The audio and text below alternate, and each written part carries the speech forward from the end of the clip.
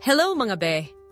Kapag sumusulat ng introduction, mahalagang isaalang-alang ang ilang tanong upang matiyak na malinaw ang layunin at halaga nito. Una, ano ang konteksto ng iyong pananaliksik? Ilarawan ang kasalukuyang kalagayan ng paksa. Halimbawa, college students face increasing stress due to academic demands. Research states that stress affect their mental health. Pangalawa, aling mga nakaraang pananaliksik ang iyong pagbabatayan?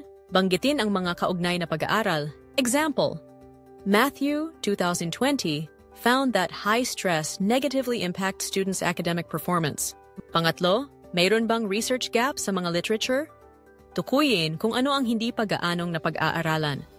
Example, few studies focus on the impact of stress on students' mental health during online learning.